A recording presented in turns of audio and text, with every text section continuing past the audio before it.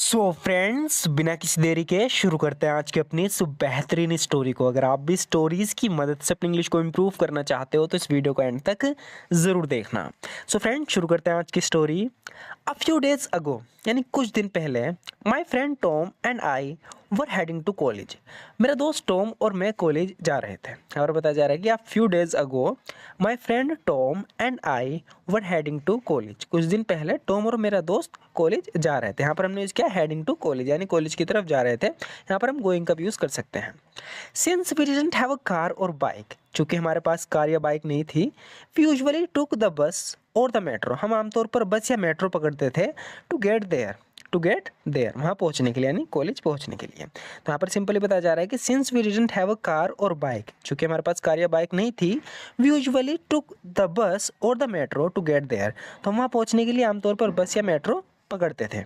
On that day, उस दिन, we had plan, हमने प्लान किया था, हमारा प्लान था टू टेक द बस लेने का। ऑन दैट डे यानी उस दिन, we had plan to take the bus, उस दिन हमारा जो प्लान था वो बस पकड़ने का था, यानी बस लेने का था।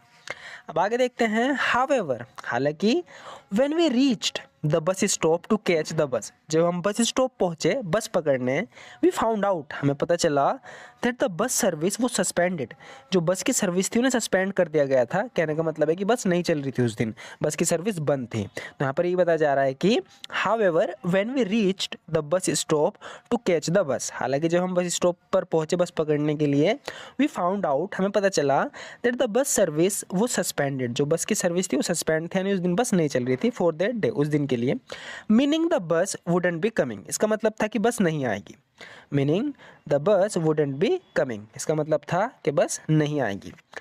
We approached a man standing there, वहाँ पर एक आदमी खड़ा था। तो यहाँ पर बताया जा रहा है कि we approached a man standing there, हम वहाँ खड़े आदमी के पास गए, हमने उसे अप्रोच किया। अप्रोच करना भी जाना ही होता है, किसी के पास अप्रोच करना है ना, उसके पास जाना। तो यहाँ पर बताया जा रहा है कि we approached a man standing there, वहाँ पर एक आदमी खड़ा था तो हम उसके पास गए। We approached a man standing there and asked him why the bus wasn't running today, और हमने उससे पूछा कि बस आज क्यों नहीं चल रही।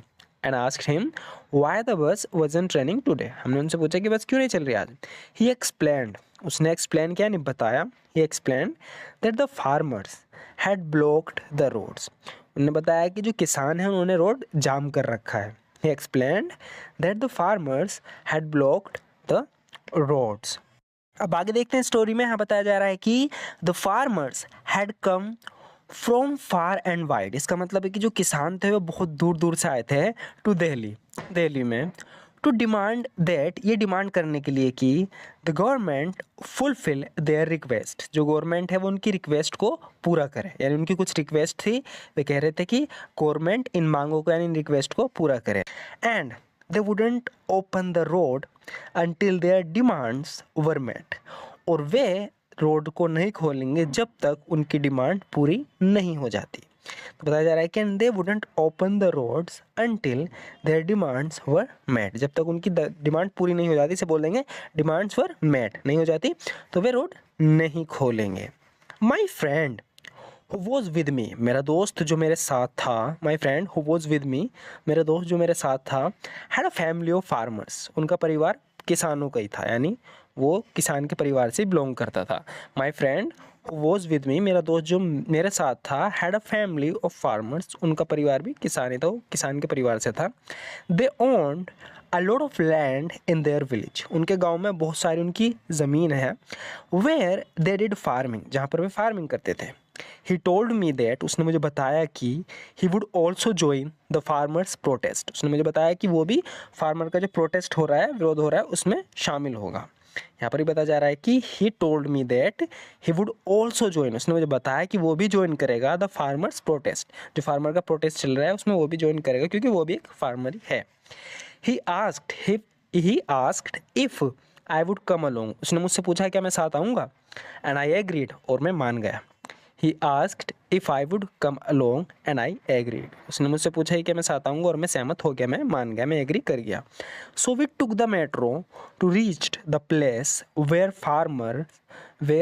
the farmers were protesting. तो यहाँ पे बताया जा रहा है कि so we took the metro, तो हमने मेट्रो पकड़ी, and reached द प्लेस, और उस जगह पहुँचे where the farmers were protesting, जहाँ पर फार्मर प्रोटेस्ट कर रहे थे, अपना प्रदर्शन कर रहे थे, विरोध प्रदर्शन कर रहे थे, उस जगह मेट्रो पकड़ के पहुँचे। So we took the metro and reached the place where farmers were protesting. There यानी वहाँ, we spoke to some of the farmers, वहाँ पर हमने कुछ फार्मर्स, कुछ किसानों से बात की। There we spoke to some of the farmers, वहाँ पर हमने कुछ किसानों से बात की। Who had come from very far away, जो बहुत दूर दूर से आए थे। Who had come from very far away, जो बहुत दूर दूर से आए थे। Some of them were in distress, उसमें से कुछ काफ़ी डिस्ट्रेस में थे, यानी काफ़ी संकट परेशानी में थे। There was a young man, वहाँ पर एक जवान युवक भी था। हु टोल्ड अस, जिसने हमें बताया, that his father had committed suicide, कि उसके पिता ने आत्महत्या की। बिकॉज, क्योंकि दे वर इनकरिंग लॉसेस इन फार्मिंग, क्योंकि उन्हें फार्मिंग में यानी खेती में नुकसान हो रहा था। And couldn't repay the bank loan, और वे बैंक के लोन को रीपे नहीं कर पा रहे थे, यानी चुका नहीं पा रहे थे। तो यहाँ पर बताया जा रहा है कि हमने वहाँ पहुँचकर काफ़ी किसानों से बात की। There was a young man, वहाँ पर एक जवान युवक भी था। हु टोल्ड अस, जिसने हमें बताया, that his father had committed suicide, कि उसके पिता ने आत्महत्या की। Because they were incurring losses in farming, क्योंकि उन्हें खेती में नुकसान हो रहा था। And couldn't repay the bank loan, और वे बैंक लोन नहीं रीपे कर पा रहे थे। It's really heartbreaking to see that the farmers in our country are suffering. ये काफ़ी हार्ट ब्रेकिंग है, काफ़ी बुरा लगता है टू सी, देखकर, that farmers in our country, जो किसान हैं हमारे देश में, आर सफरिंग, वे सफ़र कर रहे हैं, पीड़ित हैं, दुखी हैं। And they have to resort the protest, और उन्हें प्रोटेस्ट का सहारा लेना पड़ता है। To have their demands heard and fulfilled, अपनी डिमांड्स को, अपनी मांगों को गवर्नमेंट तक पहुंचाने के लिए और पूरा कराने के लिए उन्हें क्या करना पड़ता है? They have to resort the protest, उन्हें प्रोटेस्ट का सहारा लेना पड़ता है।